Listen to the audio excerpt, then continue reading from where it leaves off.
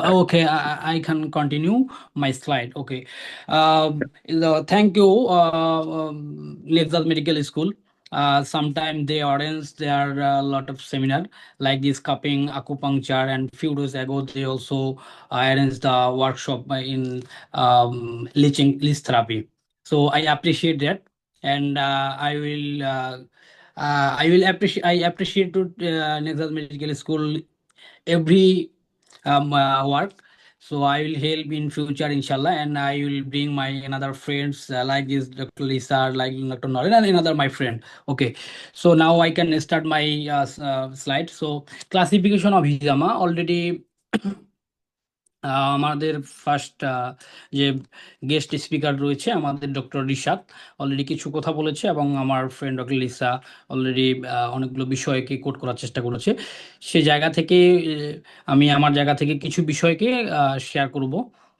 তো আমরা জানি আসলে কাপিং কি, এটা নিয়ে আসলে বলার কিছু নেই। আসলে আমরা জানি যে একটি নেগেটিভ প্রেশার তৈরি করার মাধ্যমে আমরা এক ধরনের যে সাকশন করি, এবং সেই সাকশনটা হতে পারে ড্রাই এর মাধ্যমে, এবং সে সাকশনটা হতে পারে হচ্ছে ব্লাড লিটিং এর মাধ্যমে।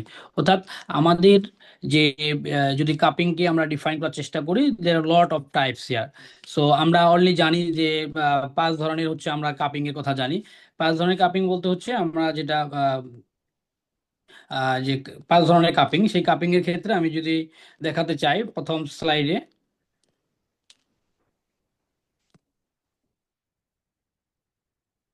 যে here is the technical types.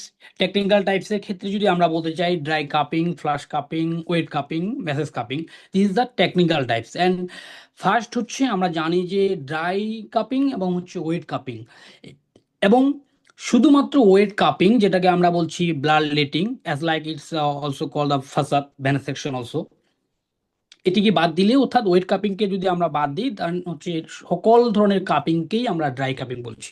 শুধুমাত্র হচ্ছে wet cupping is a different types. So এই যে ওয়েট কাপিং, এই ওয়েট কাপিংটাকেই কিন্তু হচ্ছে আমরা নর্মালি যদি আমরা চিন্তা করি আমাদের রিলিজিয়নের জায়গা থেকে, আমাদের ধর্মীয় যে একটি বিষয় রয়েছে সেই জায়গা থেকে, এটিকে হচ্ছে আমরা হিজামা নামে আসলে আমরা চিনি। তো হিজামা বলতেই কিন্তু আমরা ব্লাড লেটিং বা ব্লাড বা কাপিং, ওয়েট কাপিং যেটি, সেটিকেই হচ্ছে আমরা আইডেন্টিফাই করি। তো এই জায়গা থেকে wet cup is the different part.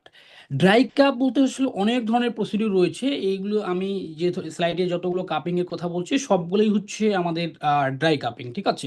So এখানে ড্রাই কাপিং এবং ওয়েট কাপিং এর ক্ষেত্রে ওয়েট কাপিংটাকে আলাদাভাবে আমি ব্যাখ্যা করার চেষ্টা করবো, এবং ড্রাই কাপিং এর ক্ষেত্রে আসলে আমাদের কত ধরনের কাপ রয়েছে সেটাকে হচ্ছে আমি ব্যাখ্যা করার চেষ্টা করবো, ঠিক আছে।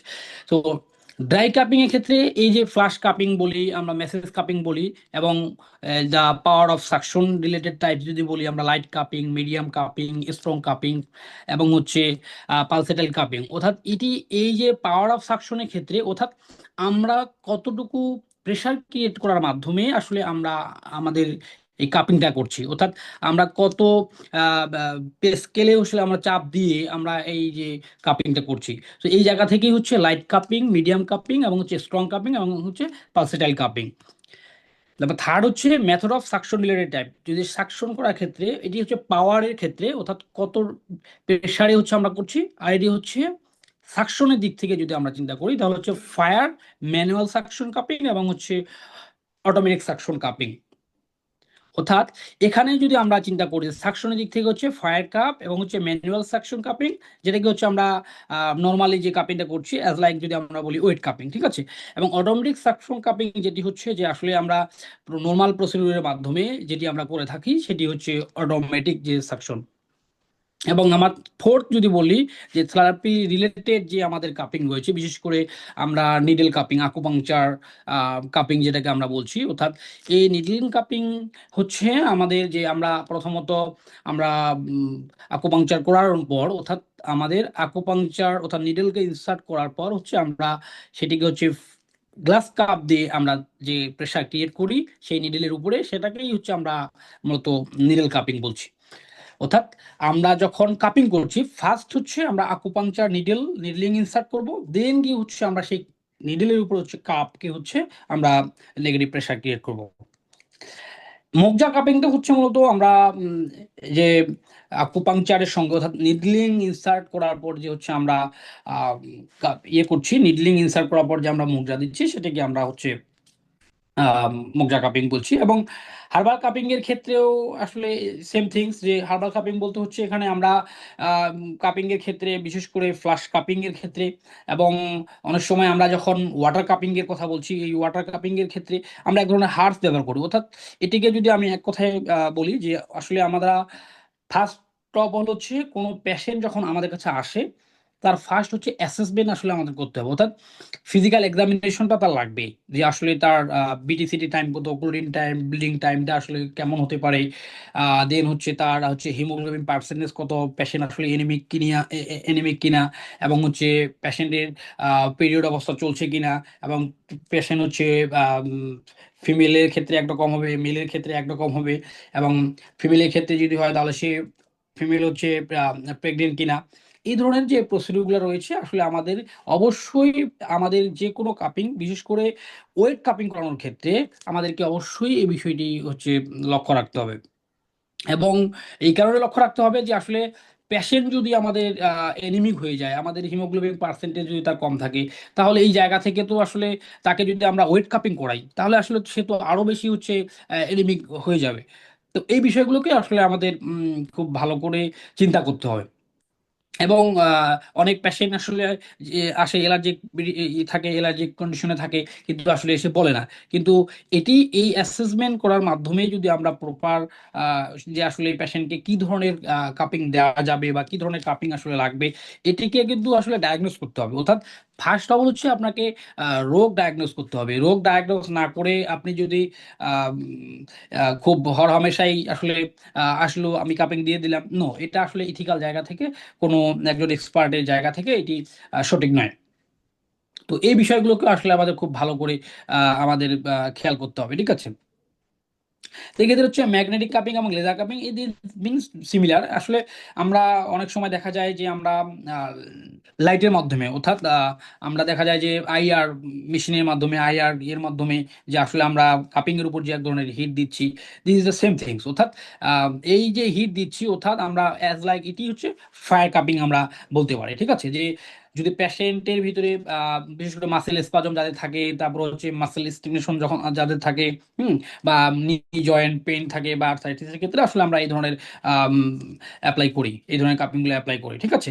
এবং এর ক্ষেত্রে ইলেকট্রিক্যাল স্টিমুলেশন কাপিং বলতে হচ্ছে আমরা যে ইলেকট্রিক গান দিয়ে আমরা যেটি করে থাকি, অর্থাৎ ইলেকট্রিক গান বিশেষ করে মাথায়, যখন আমরা বিশেষ করে এই যে পয়েন্টটা রয়েছে আমাদের বায়ুই স্কাল্পের যে ইয়েটা পয়েন্টটা রয়েছে, এবং এক কথায় যদি বলি আমাদের বেশ কিছু জায়গা বিশেষ করে অ্যাঙ্কেল জয়েন্টের, হুম, তারপর হচ্ছে আমাদের স্কাল্পে, এই জায়গাগুলোকে অর্থাৎ মাসেল যেখানে কম সেই জায়গাগুলোতে আসলে আমরা খুব সহজে কাপিংটা করতে পারি না। তো ওই জায়গা থেকে কিন্তু আমরা ইলেকট্রিক স্টিমুলেশনের আমরা অর্থাৎ ইলেকট্রিক গান দিয়ে আমরা আহ, এই ধরনের নেগেটিভ প্রেশার ক্রিয়েট করতে পারি। সেখানে ম্যানুয়ালি আসলে আমরা করতে পারবো না, করতে পারি না বলতে হচ্ছে সে জায়গায় যে ম্যানুয়াল গান দিয়ে আসলে সে ধরনের ব্লাড সাকশন বা নেগেটিভ প্রেশার ক্রিয়েট করা যায় না। আর গেলেও আসলে খুব একটা কার্যকরী ভাবে কাপিং করানো সম্ভব হয় না। তো এই জায়গায় আমরা ইলেকট্রিক স্টেবিলাইজেশন কাপিংটা আমরা আসলে ব্যবহার করতে পারি। আরেকটি বিষয় হচ্ছে ওয়াটার কাপিংটা, ওই যে বললাম যে আসলে একটা পেশেন্ট আসছে যে তার হাইপার টেনশন আছে, বা তার হচ্ছে স্ট্রেস রয়েছে, অ্যাংজাইটি রয়েছে, হ্যাঁ, এই সকল পেশেন্টের ক্ষেত্রে আমরা কিন্তু ওয়াটার কাপিংটা করতে পারি। এই যে একটু আগে বলার চেষ্টা করলাম যে হার্বাল কাপিং, অর্থাৎ এই ওয়াটার কাপিংয়ে কিন্তু হচ্ছে এক ধরনের হার্বস ইউজ করা হয়। যেমন আমাদের মগজায় যেমন এক ধরনের আমরা হার্বস ইউজ করি, সেটি হচ্ছে ওয়ার্ম করে বডিকে, ঠিক বডিকে আর একটু রিল্যাক্স করার জন্য, অর্থাৎ আমরা এই ওয়াটার কাপিংটা ব্যবহার করি। ওয়াটার কাপিংটা হচ্ছে অ্যাজ লাইক কাপের ভিতরে পানি নিয়ে এমনটি নয়, অর্থাৎ এই কাপের ভিতরে হচ্ছে আমাদের হার্বস থাকবে। অর্থাৎ যে পেশেন্টটা যে যার হাইপার টেনশন রয়েছে, বা যার হচ্ছে ওই যে স্ট্রেস বললাম, অ্যাংজাইটির কথা বললাম, ডিপ্রেশনে বললাম, যে আসলে এই পেশেন্টগুলোর ক্ষেত্রে যখন আমরা হচ্ছে স্কাল্পে বা আমাদের যে ইয়াংটায় যে পয়েন্ট রয়েছে, বা হিপি পয়েন্ট রয়েছে, বা যেই পয়েন্ট রয়েছে, বা আমাদের ঘাড়ের যে পয়েন্ট রয়েছে, অর্থাৎ আগদাইনের কথা বলছি, তারপর হচ্ছে ব্লাডার 30-40 এবং হচ্ছে ব্লাডার 12, হ্যাঁ, তারপর হচ্ছে ব্লাডার 31-32। এই যে এই পয়েন্টগুলোতে যদি আমরা এই ওয়াটার কাপ করতে পারি, তখন পেশেন্ট অনেকটা রিল্যাক্স ফিল করে। অর্থাৎ আমরা একটা জিনিস এখানে তো মোটামুটি সবাই একটি ইয়ে ধর্মের মধ্যেই আছি। তো এই জায়গা থেকে যদি আমি রিলিজনগতভাবে বলি, তাহলে হচ্ছে যখন আমরা উজু করি, উজু করার পর যখন আমরা এই ধরনের বাসে করি, ঠিক আছে, পিছন দিকে অক্সিপিটাল লোবে, তখন কিন্তু আমরা খুব বেশি রিল্যাক্স ফিল করি এবং খুব বেশি আরাম ফিল করি। বিশেষ করে এই যে রমজান আসছে, এই রমজানে দেখা যাবে যে আমাদের এই সময় যখন আমরা উজুটা করব, তখন থেকে আমাদের খুব বেশি আমরা রিল্যাক্স ফিল করছি। তো এই ধরনের কাপিং গুলো আসলে করানো হয়, ঠিক আছে। এগুলো আরো কিছু প্রসিডিউর রয়েছে, হ্যাঁ, এই আর কি। তারপর হচ্ছে এদিকে যদি আমরা বলি condition and area treated related, যদি আমরা বলি কসমেটিক কাপিং এর ব্যাপার আছে, যেটা আমরা ফেসে নর্মালি করি, হ্যাঁ। এরপর হচ্ছে স্পোর্টস কাপিং এর কথা বলছি, তারপর হচ্ছে পেডি কাপিং এর কথা বলছি, তারপর হচ্ছে অ্যাবডোমিনাল কাপিং এর কথা বলছি। ফেসিয়াল কাপিং তো আলাদা করেই আছে, বাট এই ফেসিয়ালের সঙ্গে হচ্ছে কসমেটিকটা যুক্ত হয়। তো ফেসিয়ালের ক্ষেত্রে যদি কখনো আমরা এই যে ফেসিয়ালের জন্য যখন আমরা আম, কোনো ধরনের হার্বস ইউজ করছি, তখন স্পেসিফিকলি সেটাকে আমরা ফেসিয়াল কাপিং কাপিং বলছি আর কি। ঠিক আছে, এরপরে মেল ফিমেল তো ডিফারেন্ট পার্টস। তো আমি যত কাপিং এর কথাই বলছি এখানে, এই সব ধরনের কাপিং কিন্তু আহ, একটা বিষয় খেয়াল করতে হবে, সব ধরনের কাপিংয়েই প্রসিডিউর রয়েছে, প্রত্যেকটা কাপিং এর ক্ষেত্রে প্রসিডিউর রয়েছে, ঠিক আছে। এই প্রসিডিউরটা নিশ্চিতভাবে হচ্ছে আমাদেরকে মেনটেন করতে হবে। আমরা যদি প্রসিডিউর মেনটেন না করি, অর্থাৎ আমি এর আগে যেটা বলার চেষ্টা করলাম যে যদি আমরা যদি আমরা বা যে পেশেন্টের যদি প্রপার হিস্ট্রি না নিয়ে যদি আমরা এই ধরনের কাজ করি, তাহলে আমরা যদি কাপিং করে থাকি, তাহলে সেটি রোগীর যতটুকু না বেনিফিটেড হবে, তার থেকে রোগী বেশি ক্ষতির কারণ হয়ে দাঁড়াবে। এবং যে অ্যালার্জিক পেশেন্ট রয়েছে, তাকে যদি আসলে আমরা খুব বেশি ইয়ে করে ফেলি, তাহলে আসলে আম, যে এনিমিক করে ফেলি, তাহলে তো আসলে খুব বেশি ইয়ে হলো না। এবং তার যতটুকু দরকার, অর্থাৎ প্রতিটা কাপে যদি আমরা চিন্তা করে দেখি, যদি প্রতিটা কাপে 10 ml করে যদি ব্লাড যায়, তাহলে আমরা যখন 20টা কাপ দিচ্ছি, কি পরিমাণ ব্লাড যাচ্ছে। আমরা যদি 30টা কাপ দিই, এই ওয়েট কাপিং এর ক্ষেত্রে ব্লাড কি পরিমাণ কাপ যাচ্ছে, যেটাকে বলে ম্যাল প্র্যাকটিস।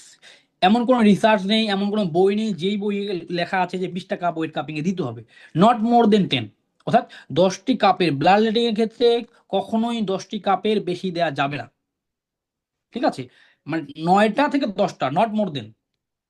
এটি হচ্ছে নর্মাল যে আমাদের এর ক্ষেত্রে, এই ব্লাড লেটিং এর ক্ষেত্রে বা ওয়েট কাপিং এর ক্ষেত্রে এটি করতে হবে, এর বেশি করা যাবে না, ঠিক আছে।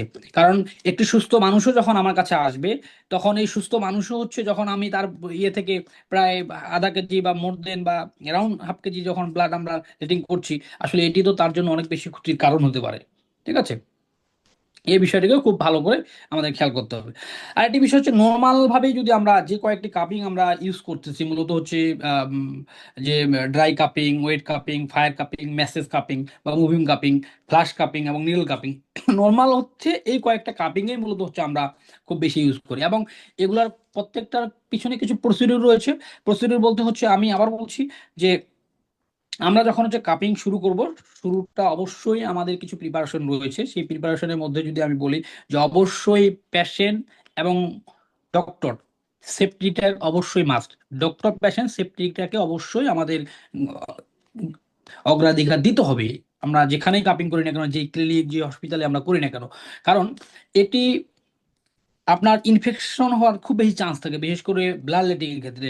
যদি টিবির পেশেন্ট আপনার কাছে আসে কাপিং করতে, তাহলে আপনি যদি সেফটি যদি না রাখেন, এখন আপনার কাছে এই টিবির পেশেন্ট আসার পর যদি আপনি বলেন যে আমি কাপিং করব না, তাহলে এটি তো আসলে ইথিক্যাল জায়গা থেকে যায় না। সো এইরকম কিছু ইনফেকশন ডিজিজ রয়েছে, যে ডিজিজগুলোর ক্ষেত্রে অবশ্যই আমাদেরকে এই প্রোটোকল মেনটেন করতে হবে। এবং আরেকটি বিষয় হচ্ছে যে যে তার আগে অবশ্যই স্টেরিলাইজ, এবং হচ্ছে তার আগে অবশ্যই ভালোভাবে আমাদেরকে যে স্টেরিলাইজ করতে হবে আমাদের সব ধরনের ইনস্ট্রুমেন্ট, সেটা হোক ফরসেপ, সেটা হোক আমাদের কটন, সেটা হোক কটন বল, সেটা হোক কিডনি ট্রে, হ্যাঁ। এবং পেশেন্টকে যখন হচ্ছে অবশ্যই আমরা দিব কাপিং দিব, তখন অবশ্যই আমাদের একটি বিষয় খেয়াল করতে হবে যে পেশেন্ট তার প্রপার যে বডি মুভমেন্ট, অর্থাৎ সে ভালোভাবে, সে রিল্যাক্সেই হচ্ছে সে বেডে আছে কিনা, এটাকে অবশ্যই প্রায়োরিটি দিতে হবে। খুব জেন্টেললি এই কাজটি করতে হবে। যদি আমরা এই কাজটি করতে না পারি, তাহলে আসলে এটি পেশেন্ট খুব বেশি স্যাটিসফাইড হবে না। এবং আপনার কাপিং এর যে লোকেশন, কাপিং এর যে প্রতিটি পয়েন্ট, এই প্রপার পয়েন্টে হচ্ছে আপনার কাপিং আপনার হবে না। অর্থাৎ যদি আপনি প্রপারলি এই কাপিংটি করতে না পারেন, তাহলে আসলে প্রপার যে আমরা যেই কারণে কাপিংটা করছি, অর্থাৎ যেই ডিজিজের জন্য করছি, বা নর্মাল যদি কেউ সুস্থ থাকার জন্য করতে চায় অর্থাৎ প্রিভেন্টিভ হিসাবে, সেটি কিন্তু হবে না। ঠিক আছে। তো এই বিষয়টি আমাদের অবশ্যই প্যাশেন্ট এবং হচ্ছে ডক্টর সেফটি অবশ্যই আমাদেরকে মেনটেন করতে হবে, এবং আমরা কখনোই ব্লাড লেডিং ক্ষেত্রে কখনোই 10টা কাপের বেশি করব না। যেটি আমাদের আজকের এই বাংলাদেশে যে ধরনের ম্যাল প্র্যাকটিস চলছে, যে একবারে 20টা 25টা, মানে যত বেশি কাপ আমরা দিব তত বেশি সোয়াব বা তত বেশি হচ্ছে টাকা ইনকাম। তো এই জিনিসটা অবশ্যই আমাদেরকে খেয়াল করতে হবে। ঠিক আছে। তো এক্ষেত্রে যদি আমরা নর্মাল থিঙ্কিং এ যে ধরনের কাপিং চিন্তা করলাম, এখন যদি আমরা কিছু প্রসিডিউরের ক্ষেত্রে চিন্তা করি যে অ্যাকিউরেট টু ইন্ডিকেশনের ক্ষেত্রে আসলে আমাদের কি কাপিং, এই ইন্ডিকেশনের ক্ষেত্রে আমরা হচ্ছে যেটাকে বলছি যে প্রোফাইলেটিক এবং হচ্ছে প্রিভেন্টিভ কাপিং, আর একটা হচ্ছে থেরাপিউটিক অ্যাপ্রোচের ক্ষেত্রে। ঠিক আছে, যেটাকে আমরা বলছি হিজামায়ে তাহাফুজি এবং হচ্ছে হিজামায়ে দারুইয়া বা হিজামায়ে লাদিয়া। অর্থাৎ একটাকে বলছি প্রিভেন্টিভ বা প্রোফাইলেটিক, আরেকটিকে বলছি হচ্ছে থেরাপিউটিক। অর্থাৎ এই যে প্রিভেন্টিভ বা হচ্ছে প্রোফাইলেটিক হিজামাটা, এটি হচ্ছে আপনার যে ডিজিজকে হচ্ছে ইয়ে করবে, ডিজিজকে প্রিভেন্ট করবে এবং হচ্ছে আপনার হেলথকে প্রমোট করবে। অর্থাৎ আপনার সুস্থ শরীরের জন্য যে ধরনের প্রমোটিং দরকার, সেটি হচ্ছে আপনাদের এই যে প্রিভেন্টিং কাপিং বা হচ্ছে প্রোফাইলেটিক কাপিং করবে। এবং থেরাপিউটিক কাপিং যেটি বলতেছি, যে এই ধরনের কাপিংও মূলত হচ্ছে যে আমাদের বিশেষ করে বিভিন্ন ধরনের ডিজিজ ওয়াইজ যখন আমরা করে থাকি, সেটাকে আমরা বলছি থেরাপিউটিক কাপিং। অর্থাৎ দুই ধরনের অ্যাপ্রোচিং আমাদের থাকবে। সেটি হচ্ছে প্রথমত হচ্ছে যে আমরা যে যে আমাদের সায়েন্স রয়েছে, আমাদের যে ইউনানি সায়েন্স রয়েছে বা আয়ুর্বেদা সায়েন্স রয়েছে বা টিসিএম সায়েন্স রয়েছে, সেই সায়েন্সগুলোতে বলা আছে যে শুধুমাত্র এই এর ক্ষেত্রে, বিশেষ করে এই ধরনের চিকিৎসা পদ্ধতির ক্ষেত্রে, শুধুমাত্র রোগীকে ভালো করাই আমাদের বিষয় নয়, বরং হচ্ছে রোগীকে না, রোগের পূর্বেই থেকেই আমাদের সুস্থতা থাকা, এটি আমাদের জন্য মুখ্য বিষয়। ঠিক আছে। তো এই ধরনের কথাটাই হচ্ছে এখানে, যে একটা হচ্ছে প্রোফাইলেটিক প্রিভেন্টিভ আর একটি হচ্ছে থেরাপিউটিক। নাম্বার সেকেন্ডের কথা যদি বলি আমরা, যে অ্যাকর্ডিং টু দ্য অ্যাপ্লিকেশন, যে আসলে কোন ধরনের অ্যাপ্রোচিং এ আসলে আমরা কোন ধরনের ইনস্টিটিউশন আমরা করছি। তো ইতিপূর্বেই হচ্ছে আমরা এই ধরনের আলোচনা করছি অলরেডি, ড্রাই কাপিং এবং হচ্ছে ওয়েট কাপিং এর কথা আমরা কিন্তু ইতিমধ্যে আলোচনা করছি। This is the same thing, যে ইনস্টিটিউশন, অর্থাৎ আমরা যে ব্লাড লেটিং করছি, যে আসলে আমরা ব্লাড লেটিং করছি না, বা আমরা নেগেটিভ প্রেশার মাধ্যমে আহ, যে ধরনের কাপিং করছি, তো এটাকে বলছি আমরা হচ্ছে হিজামা বিল শার্ট, যেটি হচ্ছে ড্রাই কাপিং, অর্থাৎ উইদাউট স্যাক্রিফিকেশন। অর্থাৎ উইদাউট স্যাক্রিফিকেশন হচ্ছে মানে আপনার যে কাটিং বাদ দিয়ে, অর্থাৎ আপনার হচ্ছে কোনো ধরনের স্কার্টস বাদ দিয়ে শুধুমাত্র যেটি করি, সেটিকে আমরা বলছি হচ্ছে ড্রাই কাপিং। আরেকটি হচ্ছে যে নাম্বার 3, যেটি হচ্ছে according the application of incision, এটি হচ্ছে আরেকটা ধরনের, সেটি হচ্ছে যে কাপিং উইদাউট স্যাক্রিফিকেশন, আর একটা হচ্ছে বিল শার্ট, যেটি হচ্ছে কাপিং উইথ স্যাক্রিফিকেশন। অর্থাৎ দুইটা, যে একটা হচ্ছে বিলাস শার্ট আর একটি হচ্ছে বিল শার্ট, একটি হচ্ছে ড্রাই কাপিং আর একটি হচ্ছে ওয়েট কাপিং, যেটি অলরেডি আমি আলোচনা করছি। অ্যাপ্লিকেশন অফ ফায়ার, অর্থাৎ আমরা যখন ফায়ার বা হচ্ছে আগুনের মাধ্যমে যখন আমরা কাপিং করছি, সেটিকে আমরা বলছি হচ্ছে হিজামায় নারিয়া বা নার, যেটিকে অ্যারাবিক ওয়ার্ড, সেই নার থেকে হচ্ছে নারিয়া আর কি। ঠিক আছে, বহু বচনে। তো এই জায়গা থেকে হচ্ছে ফায়ার কাপিং। এই ফায়ার কাপিং আসলে আমরা কোন ধরনের পেশেন্টের ক্ষেত্রে আসলে আমরা অ্যাপ্লাই করব? ফায়ার কাপ আসলে আমি ইতিপূর্বেই আমি বলার চেষ্টা করছি, যে যখন আমরা পেশেন্টের অ্যাসেসমেন্ট করব, অর্থাৎ পেশেন্টকে অবশ্যই তার ফিজিক্যাল এক্সামিনেশন পেপারকে আমাদের করতে হবে।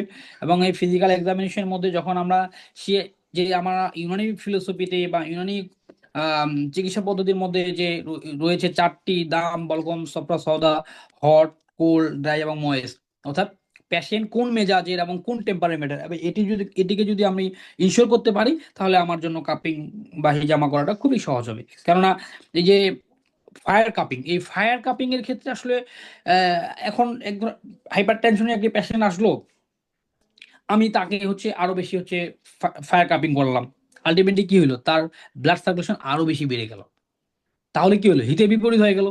তো এই জায়গায় ফায়ার কাপিং না করে আমরা এখানে কি করতে পারি, আমরা তার ব্লাড লেটিং বা ওয়েট কাপিং আমরা করতে পারি। ঠিক আছে। তো এই যে এই ধরনের অ্যাপ্রোচিং গুলো আসলে আমাদেরকে করতে হবে। যদি আমরা এটা করতে না পারি, তাহলে আসলে আমাদের যে ম্যাল প্র্যাকটিস, সেটা কিন্তু আসলে থেকে যাবে। ঠিক আছে। এবং আরেকটি বিষয় হচ্ছে যে আমরা যখন পেশেন্টকে যখন আমরা হিজামা করাবো বা কাপিং করাবো, ফায়ার করাবো, বা যেই ধরনের কাপিং প্রস্তুত করি না কেন, অবশ্যই আসলে আমরা এখানে আরেকটি বিষয় আমাদের জানতে হবে। সেটি হচ্ছে যে আমরা পেশেন্টকে অবশ্যই যে স্টেরিলাইজ করার, স্টেরিলাইজ বলতে হচ্ছে আমাদের ক্লিন করার পরে, অর্থাৎ স্কিন ক্লিনের পরে হচ্ছে আমরা এক ধরনের ওয়েল ইউজ করি। সেটা অ্যাসেনশিয়াল ওয়েল হতে পারে, সেটা কোকোনাট অয়েল হতে পারে, বা সেটা অলিভ অয়েল হতে পারে, বা যেই ধরনের অয়েল ইউজ করি না কেন, এখানে পেশেন্টের বিষয়টি খেয়াল করতে হবে যে পেশেন্ট আসলে কোন মেজাজের। সে আসলে দামাবি, সে আসলে বলগমি, নাকি সে সফরাবি, নাকি সে সৌদাবি। এই যে ক্যারেক্টারিস্টিকটাকে যদি আসলে আমরা রিয়েলি বা অ্যাকচুয়ালি আসলে আমরা আইডেন্টিফাই করতে পারি, তাহলে কিন্তু খুব সহজ হবে। কেননা যে যে ধরনের পেশেন্ট আসবে, ধরেন দামাবি বা হট টাইপ বা হট টেম্পারমেন্টের যদি পেশেন্ট আমার কাছে আসে, তাহলে নিশ্চয়ই তাকে আমরা আসলে কোল্ড টাইপ হচ্ছে, বিশেষ করে রগনে কদু, হ্যাঁ, তারপর হচ্ছে নারকেল তেল, ঠিক আছে, আমরা এই ধরনের তেলটাকে আমরা আসলে অ্যাপ্রোচ করতে পারি, ঠিক আছে। আবার যদি আমরা পেশেন্ট যদি আসলে আসে কোল্ড টাইপ বা কোল্ড টেম্পারামেন্টের পেশেন্টকে যদি আসলে আমরা পেয়ে যাই অ্যাসেসমেন্ট করে, তাহলে তাকে, তার ক্ষেত্রে অপোজিট যে ইয়েটা আছে টেম্পারামেন্ট টাইপ তেল, যেটি হচ্ছে আপনার বিশেষ করে বাদামের তেলটাকে আসলে আমরা সাজেস্ট করতে পারি। কারণ বাদামের তেলটা উষ্ণ, একটু গরম টাইপের, ঠিক আছে। তাহলে কি হলো যে তার বডি মেসেজের ক্ষেত্রে সে ওয়ার্ম ফিল করলো, আলটিমেটলি সে যে তেলটা পাচ্ছে সেই তেলের মাধ্যমেই কিন্তু সে রিল্যাক্স ফিল করছে। এবং অপোজিটের ক্ষেত্রে যখন আমরা যারা হট টাইপ, তারা যদি কোল্ড টাইপ আমরা তেল ওয়েল দিচ্ছি, তাহলে কিন্তু তারা খুব বেশি রিল্যাক্স ফিল করে, স্কিনে যখন হচ্ছে খুব রিল্যাক্স ফিল করে। কাপিং এর শুধু উদ্দেশ্য কিন্তু শুধু এই যে ব্লাড লেটিং, ব্লাড বের করে দেওয়া, বা একটু মেসেজ করা, বিষয়টা এমন নয়। যে আসলে প্যাশেন্ট কাপিং এর ইয়ে রয়েছে, পারপোজ রয়েছে। পারপোজ দুইটা আমি একেবারে শেষের দিকে আমি দেখাবো যে কি পারপাসের কারণে আসলে আমরা কাপিং করাচ্ছি, বা এর উদ্দেশ্য কি এবং এর অবজেক্টিভ কি, ঠিক আছে।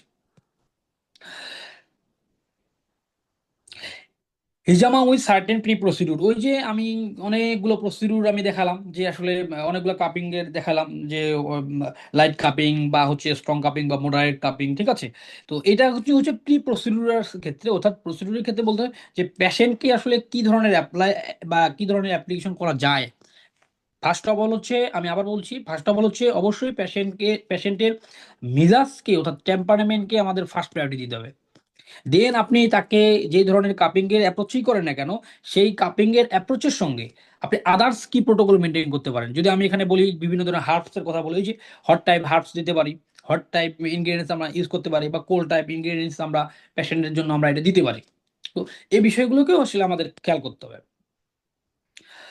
তো এক্ষেত্রে ওই যে ওয়াটার কাপিং এর কথা ইতিমধ্যে আমি বলেছি, ওয়ার্ম ওয়াটার এবং মেডিকেল রিককশনের ক্ষেত্রে আমরা কিন্তু ইউজ করতে পারি।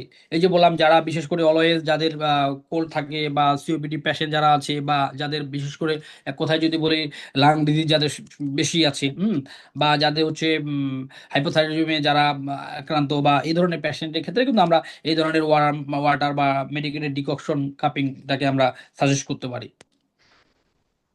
তবে এক্ষেত্রে আরেকটি বিষয় বলা দরকার, সেটি হচ্ছে যারা আমরা ফায়ার কাপিং বলবো বা ওয়ার্ম ওয়াটার কাপিং করছি, তো এক্ষেত্রে অবশ্যই পেশেন্টের স্কিনের প্রতি খুব ভালোভাবে খেয়াল করতে হবে, যে আসলে আমি ফায়ার দিতে গিয়ে আমি তার স্কিনকে হচ্ছে বার্ন করছি কিনা, স্কিনকে হচ্ছে পুড়ায় ফেলছি কিনা।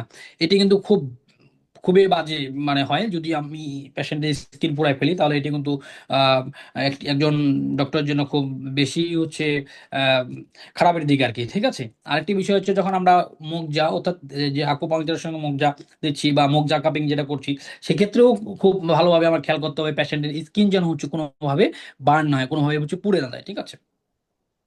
তো আমি একটু আগে বললাম যে পারপস এবং হচ্ছে প্রিন্সিপাল আসলে কি কাপিং এর, ঠিক আছে। এখানে যেটি হচ্ছে ডাইভারশন অফ মরবিড বেটারের ক্ষেত্রে একটি বিষয় আছে, এবং হচ্ছে ওয়ার্মে গাইড যেটি, ঠিক আছে। একটা হচ্ছে ডাইভার্ট বা হার্মফুল যে সাবস্টেন্স গুলো রয়েছে সেটাকে হচ্ছে বের করে দেওয়া। আমরা একটা বিষয় জানি যে শুধুমাত্র যে টক্সিক ব্লাড নো, এটি হচ্ছে টক্সিক ব্লাডই যে আসলে আমাদের বের করতে হবে ব্যাপারটা এমন না। আমাদের বডিতে অনেক ধরনের যে আরকান রয়েছে বা এলিমেন্টস রয়েছে, আমাদের বডিতে অসংখ্য এলিমেন্টস রয়েছে। এই এলিমেন্টস গুলো তো হচ্ছে আমার জন্য অনেক বেশি ক্ষতিকর হতে পারে, যার যদি সুপারফিশিয়ালি এসে আমার ব্লাডের সঙ্গে মিশে যায়, তাহলে অবশ্যই সেটি তো আমার জন্য ক্ষতির কারণ হবে। তো এই বিষয়টি খেয়াল করতে হবে যে কোনো হার্মফুল সাবস্টেন্স আমার বডিতে আছে কিনা, আমার ব্লাডে আছে কিনা, সেটিকেও কিন্তু আমরা এই কাপিং বা হিজামার মাধ্যমে আসলে আমরা বের করতে পারি, ঠিক আছে। এবং এই যে হার্মফুল সাবস্টেন্স রয়েছে, এই সাবস্টেন্সটা আসলে আমাদের অর্গানে গিয়ে অর্গানকে ক্ষতি করে কিনা সেটিও আমাদের কিন্তু খুব ভালোভাবে খেয়াল করতে হবে। যার কারণ হচ্ছে কাপিং নট অনলি হচ্ছে আমাদের যে যে যে টক্সিক ব্লাড বের করতে হবে, নো, এখানে হার্মফুল সাবস্টেন্সও থাকতে পারে, ঠিক আছে। এবং অর্মেগাইড যেটি বলছি যে যে এখানে আমাদের যে ইন্টারনাল ইনফ্লামেশন থাকে, সেই ইনফ্লামেশনের জায়গা থেকে যে আউটসাইড থেকে হচ্ছে আমাদের যে কাপিং, অর্থাৎ বাইরে থেকেই হচ্ছে তাকে হেল্প করা, অর্থাৎ ইন্টারনালি যা হচ্ছে হচ্ছে সেটাকে ইন্টারনালি তো আসলে আমরা কাজ করতে পারবো না উইদাউট সার্জারি ছাড়া। তো সেই জায়গা থেকে ইন্টারনাল এক্সটার্নালি হচ্ছে আমরা এখানে তাকে হেল্প করতে পারি। যেমন আমি অবশ্যই দেখাবো এখানে আমার স্লাইডে কেস প্রেজেন্টেশনে দেখাবো। তো একটি বিষয় বলে রাখি, যদি খুব বেশি ইনফেকশন থাকে স্কিনে, তাহলে প্রথমেই আমি আবার বলছি, খুব বেশি যদি ইনফেকশন থাকে, বিশেষ করে যদি একজিমার ক্ষেত্রে বলি, সোরিয়াসিসের ক্ষেত্রে বলি, হ্যাঁ, তো এই ক্ষেত্রে অবশ্যই মেইন যে জায়গায় কখনোই লোকাল জায়গায় কখনোই আমরা কাপ বসাবো না। কাপ অবশ্যই আমরা সাইড থেকে আমরা করবো এটি। আমি আবার বলছি যে আমরা কখনোই মেইন জায়গায় না করে আমরা সাইড থেকে আমরা কাপ করাবো, কাপিং করব। কেন? এই জায়গায় হচ্ছে প্রথমে যদি আমরা ওই জায়গাটায় কাপ করি, তাহলে এটা আরো বেশি ইনফেকশন হওয়ার চান্স আছে এবং কন্টামিনেটেড হওয়ার চান্স আছে। সো এই জায়গা থেকে আমরা আগে সাইড দিয়ে আমরা কাপিংটা করাবো, ঠিক আছে। সাইড দিয়ে কাপিংটা করালে হচ্ছে আস্তে আস্তে যখন হচ্ছে সেটি আমরা টক্সিকটাকে আস্তে আস্তে তার জায়গা থেকে যখন আমরা সরাই নিয়ে আসতে পারবো, বের করতে পারবো, আলটিমেটলি তার যে মূল জায়গাটা তখন আস্তে আস্তে শুকায় যাবে। সো যখন ওই জায়গাটা হিলিং ভালো হয়ে যাবে, তখন আলটিমেটলি সারাউন্ডিংটাও খুব ভালো, সেলগুলো রিজেনারেট হবে এবং মূল জায়গাটা আস্তে আস্তে শুকায় গিয়ে হিলিং হয়ে প্রপার একদম স্বাভাবিক হয়ে যাবে। সো প্রথমেই আমরা যদি ওইখানে যাই, তাহলে সে আরো বেশি কি করবে, আমাদের ওই জায়গার সেলগুলো হচ্ছে আরো বেশি যুদ্ধ ঘোষণা করবে যে আমাকে মারছে, আমি আরো বেশি হচ্ছে দিব। তো এই জায়গায় প্রথমেই কিন্তু তাকে আঘাত করা যাবে না, তাকে ইয়ে করা যাবে না। তার আস্তে আস্তে তার হচ্ছে যে বাহিনী যে ইনজুর্ড হয়ে গেছে, এই জায়গাগুলো আজকে আস্তে আস্তে কমায় ফেলতে হবে। মানে তার শক্তিটাকে কমায় ফেলতে হবে। তার শক্তিটাকে যদি আমরা কমায় ফেলতে পারি, আলটিমেটলি একসময় সে অসহায় হয়ে যাবে, অসহায় হয়ে সে আস্তে আস্তে হিলিং হয়ে যাবে, ঠিক আছে। এরকম গ্যাসিয়াল ম্যানেজমেন্ট আছে, তারপরে ওন অ্যান্ড অর্গান কেয়ার আছে, ঠিক আছে। এই যে পারপস অফ কাপিং, যেটা এর আগে আমি কিঞ্চিত বলেছি যে দুইটা বিষয় হচ্ছে প্রোফাইলিটিক এবং হচ্ছে থেরাপিউটিক, ঠিক আছে। এই প্রোফাইলিটিকের ক্ষেত্রে যদি আমরা বলি to modulate the immunity and detoxify the body and promote overall health, তিনটা বিষয়কে এখানে কোট করছে প্রোফাইলিটিকের ক্ষেত্রে: modulated immunity, detoxify the body এবং প্রমোট ওভারঅল হেলথ। আচ্ছা, এখানে আজকের এই সময়ে আমরা অনেকেই জানি বডিকে ডিটক্স করার অনেকগুলো ওয়ে আছে। যদি বলি যে গোল ব্লাডার ফ্লাশের কথা বলি, কফি অ্যানিমার কথা বলি, হ্যাঁ, তারপর হচ্ছে ফাস্টিং এর কথা বলছি, আবার অনেকগুলো প্রসিডিউর রয়েছে ডিটক্সিফাই, কিন্তু সর্বোত্তম ডিটক্সিফাই হচ্ছে কিন্তু এই আমাদের কাপিং বা হিজামা। একটা বিষয় আপনাদেরকে বলি, নেক্সট স্লাইডে আসবে, তার আগেই বলে ফেলি, সেটা হচ্ছে যেহেতু এটি আমাদের রিলিজিয়ন একটা ব্যাপার রয়েছে এবং আমাদের একটি ধর্মীয় ব্যাপার রয়েছে এবং এটি সুনির্দিষ্ট দিনের কথা আছে এবং সুনির্দিষ্ট তারিখের কথা আছে, তাহলে বোঝা গেল যে আল্লাহ রাসূল কেন এই সময়গুলোতে করতেন। এবং আল্লাহ রাসূল একসঙ্গে রোজাও থাকতেন, একসঙ্গে ডিটক্সিফাই অর্থাৎ কাপিং বা হিজামাটাও করতেন। কারণ হচ্ছে অটোফেজি, যেটি রোজা ফাস্টিং, সেটি ইন্টারনালি হচ্ছে, এক্সটার্নালি আসলে এই টক্সিসিটি বা আমাদের যে যে মেটালগুলো রয়েছে, সাবস্টেন্সগুলো রয়েছে, সেগুলো কিন্তু আমরা কিন্তু এই রোজার মাধ্যমে একদম অটোফেজির মাধ্যমে এটাকে আমরা নষ্ট করতে পারবো না বা ধ্বংস করতে পারবো না। সেটির জন্য কিন্তু সর্বোত্তম ওয়ে হচ্ছে এই ডিটক্সিফাই অর্থাৎ কাপিং বা হিজামা, ঠিক আছে। তো তিনটা বিষয় তাহলে হচ্ছে মডুলিটি অফ ইমিউনিটি এবং হচ্ছে ডিটক্সিফাই দা হচ্ছে বডি, এবং নাম্বার থার্ড হচ্ছে প্রমোট ওভারঅল হেলথ। অর্থাৎ শুধু যে আমরা অসুস্থ হলেই আমরা কাপিং নিব, সুস্থ হলেই যে আমরা অসুস্থ হলেই যে আমরা নিব, ব্যাপারটি এমন নয়। বরং সুস্থ মানুষও হচ্ছে এই কাপিং বা হিজামা করতে পারবে। এই জন্য আল্লাহ রাসূল সাল্লাল্লাহু আলাইহি ওয়াসাল্লাম প্রতি মাসের কথা বলেছে যে 17, 19 এবং হচ্ছে 21 লুনার মান্থের, অর্থাৎ চন্দ্র মাস অনুযায়ী 17, 19 এবং হচ্ছে 21, এই তিনটি দিনের কথাই আল্লাহ রাসূল সাল্লাল্লাহু আলাইহি ওয়াসাল্লাম স্পেসিফিক ভাবে বলেছেন। এর কারণ হচ্ছে যে এই সময়গুলোতে হচ্ছে আমাদের অনেক বেশি অ্যাক্টিভিটি থাকে। এই সময়গুলোতে হচ্ছে আমাদের যে হিউমার্সের যে ইয়েটা ইমব্যালেন্স তৈরি হয় এই সময়গুলোতে। কারণ এই সময় পশু পাখি থেকে শুরু করে মানুষ সবার ভিতরে এক ধরনের প্রচুর অ্যাক্টিভিটি থাকে, ঠিক আছে। এই অ্যাক্টিভিটির কারণে আমাদের ব্লাড সার্কুলেশন, আলটিমেটলি অ্যাক্টিভিটি বেশি বাড়ানো মানে হচ্ছে আপনার ব্লাড সার্কুলেশন বেশি বাড়ানো। ঠিক আল্লাহ রসুল সাল্লাম এই জন্যই এই দিনগুলোর কথা বলেছেন। যদি আমরা এই সময়ে যদি হোমোস্ট্যাসিসটা যদি আমরা মেনটেন করতে পারি, এই সময় যদি আমরা আমাদের বডির যে সাম্যাবস্থা যদি মেনটেন করতে পারি, আলটিমেটলি আমরা সুস্থ হব। অর্থাৎ এই জন্যই আল্লাহ রসুল সাল্লাহ সাল্লাম এই 3টি দিনকে মূলত খুব গুরুত্ব দিয়েছেন। ঠিক আছে। থেরাপিউটিকের ক্ষেত্রে অলরেডি বলেছি যে আসলে ভেরিয়াস ডিজিজের ক্ষেত্রে, যে কোনো ডিজিজের ক্ষেত্রে আসলে আমরা এই কাপিং বা আমরা হিজামা করাতে পারি। অবজেক্টিভ আসলে কি, আমরা যা হিজামা করাচ্ছি বা কাপিং করাচ্ছি, আসলে আমাদের অবজেক্টিভটা কি? ঠিক আছে, এটাকে অবশ্যই আমি প্রথম কথাই বলেছি যে পেশেন্ট এবং হচ্ছে ডক্টর সেফটিটা মাস্ট আমাদের থাকতে হবে।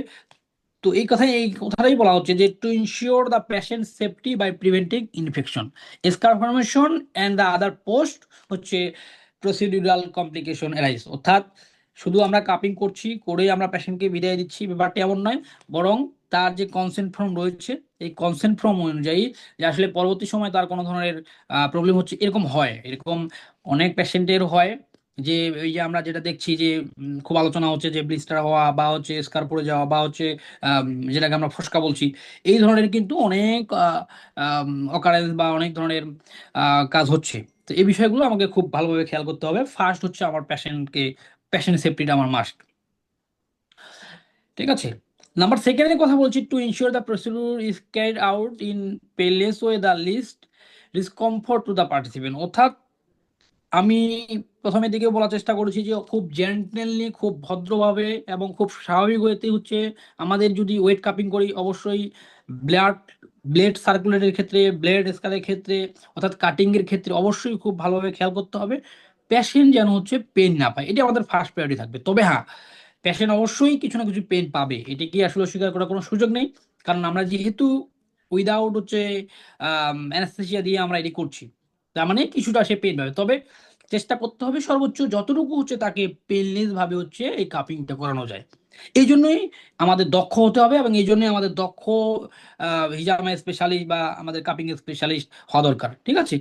এটি যখন আপনি ইনশিওর করতে পারবেন, তখন আলটিমেটলি পেশেন্টের যে স্যাটিসফ্যাকশন লেভেলটা অনেক বেশি হাই হবে এবং তার যে ভালো হওয়ার লেভেলটা সেটিও কিন্তু হচ্ছে অনেক বেশি হাই হবে। এবং এটি মাথায় রাখবেন, যখন একটা পেশেন্ট আপনার কাছে হচ্ছে খুব বেশি পেন পাবে, আলটিমেটলি সে তখন নেক্সট টাইম কিন্তু আসবে না। এটি কিন্তু একজন ইয়ের জন্য খুব ডিসক্রেডিট। এটিও আমাদের খুব ভালোভাবে খেয়াল করতে হবে। ঠিক আছে। এবং two ensure the optimal recovery এবং পোস্ট প্রসিডিউরাল পিরিয়ডের ক্ষেত্রে ওই যে বললাম যে তার যে ধরনের প্রবলেম যদি হয়ে থাকে তাহলে সেটাকে কিভাবে রিমুভ করা যায়, সে বিষয়টিও কিন্তু আমাদের পরামর্শ বা সাজেশন দিতে হবে। ঠিক আছে।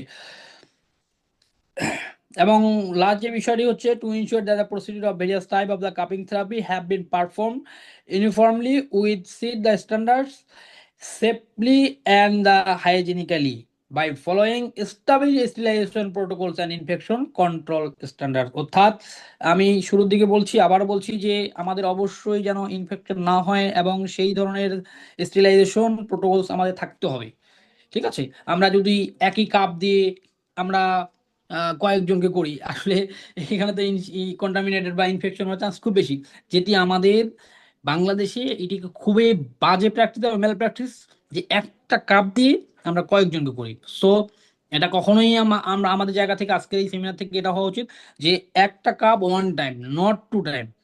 একটা কাপ একবারেই আমাদের ব্যবহার করা উচিত, এর বেশি উচিত নয়। এবং এটি কখনো একজন মেডিকেল প্র্যাকটিশনারের জন্য এটি কখনোই সুন্দর, মানে সুন্দর নয়। তো এটিকেও কিন্তু আমাদের ইনশিওর করতে হবে যে আমরা এই যে একটা কাপ দিয়ে বারবার একজন আরেকজনকে দিচ্ছি, বা একটা কাপ দিয়ে হচ্ছে আমরা চাইলেও কিন্তু যদি গ্লাস কাপ হয় দিট ইজ আ ডিফারেন্ট পার্ট। তাহলে ডিফারেন্ট পার্ট কেন? যে সেখানে কিন্তু স্টেলাইজ করার অন্যতম একটা মাধ্যম রয়েছে হচ্ছে ফায়ার বা আগুন। আগুন দিয়ে আমরা সেটাকে পোড়ায় ফেলে বা হিট দেওয়ার মাধ্যমে কিন্তু হচ্ছে আমরা সেটাকে স্টেলাইজ করতে পারি। কিন্তু আপনি প্লাস্টিক কাপ দিয়ে কিন্তু হচ্ছে আপনি কোনোভাবেই হচ্ছে আপনি সেকেন্ড টাইম আপনি যতই ওয়াশ করেন, আপনি যতই সল দিয়ে করেন, হ্যাঁ, আপনি এটাকে কখনোই ইয়ে করতে পারবেন না। তো সেই জায়গা থেকে অবশ্যই আমাদের এই বিষয়টা খুব কঠিনভাবেই আমাদের দেখা উচিত, কারণ পেশেন্ট সেফটি মাস্ট। তো ইতিপূর্বে আমি বলছি বেস্ট সিজন, আসলে এই বেস্ট সিজনটা আসলে কোন সময়?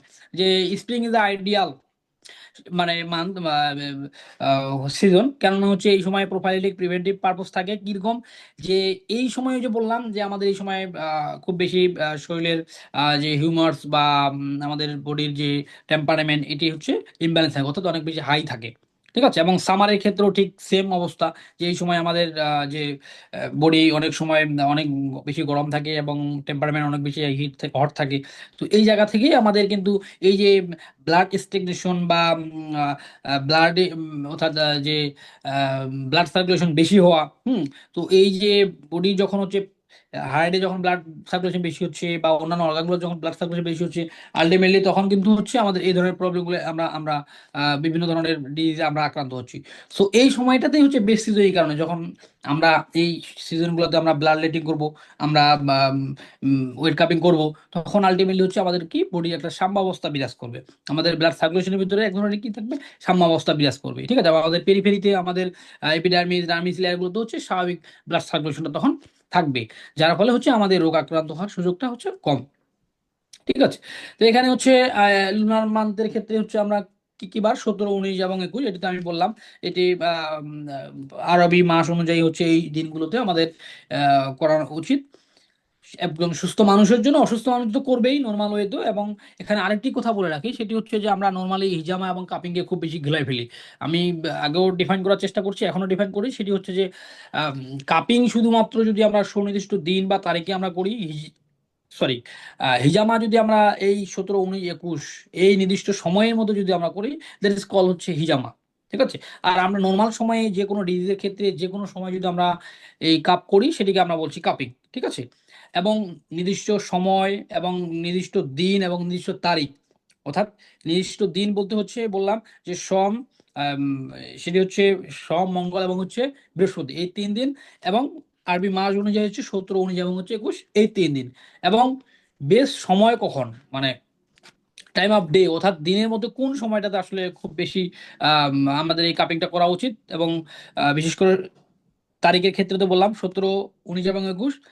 এবং দিনের বেলা হচ্ছে যে বিশেষ করে সূর্য যখন উদয় হয়, সূর্য উদয়ের কিছুক্ষণ পরে, 1.5-2 ঘন্টা পরে, বিশেষ করে 8টা বা অ্যারাউন্ড 8টার পর থেকে 11টা পর্যন্ত, এই এই সময়টাতে আমাদের বেশ সময়। ঠিক আছে, এই এবং দুপুরের পরেও বিশেষ করে 3টা থেকে 5টা, এই সময়টা তো হচ্ছে কাপিং করানোটা বেস্ট।